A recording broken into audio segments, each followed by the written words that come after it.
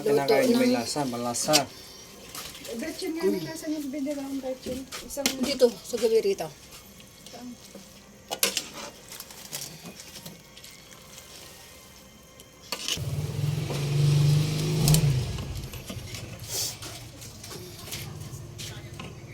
masyadong halo.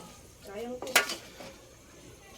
Madudurog yung pansit. Hiwalay lang na hindi halong hindi halong kalamay. Hiwalayin mo lang. Inoy, paminta ko, karami, buhol-buhol. Kaya nga, hiwalayin mo lang. Ganito lang oh. Hindi halong kalamay.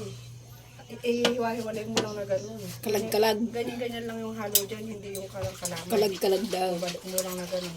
Kalag-kalag. Madudurog yung pansit. O, ilalim mo lang yung nahalo. Ayun, pabalik-balik. Hindi na ba siya magbuto ng ganyan, hindi mo nalusak. Kanya-kanya, style. Hiwalay mo lang na gano'n. Oh, tikman na na. Okay na siguro yun.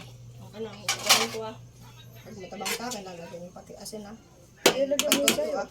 Ay, kuno mo sa'yo. May tubig pa ilalim. Konti na. Pinapainin na. Ay, wag yung picture. Pinapainin na. Hindi lang muna, hindi ko muna. Alam mo malambot ay maano na ito noise.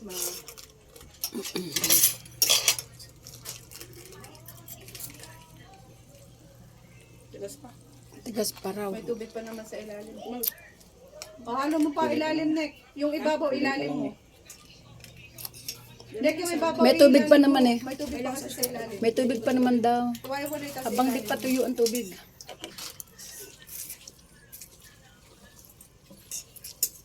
Malapit na. Kaya ko naman siya, medyo matabang. Ano ba padagdagan ng toyo, te? Maalat yun. Hindi naman maalat. Tikman mo kasi. Kulang pa lang sa luto kasi may tubig pa. Pag natuyo na yung tubig, luto Kasi na pag yan. nilagyan mo ng toyo yan, dapat nasa tubig isang part lang yung may kulay nun. Hindi lahat magkakakulay. Okay. Malasa na yun. Malasa na ako. Alat na sa panlasa ko. Malakas yung taste buds. Sobrang alat na ng panlasa.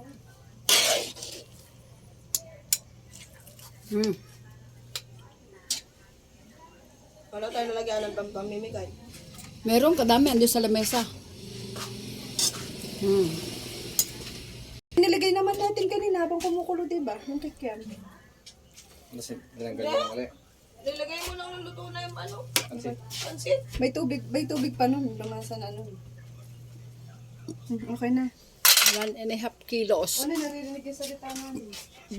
Papalitan ko yung kanta.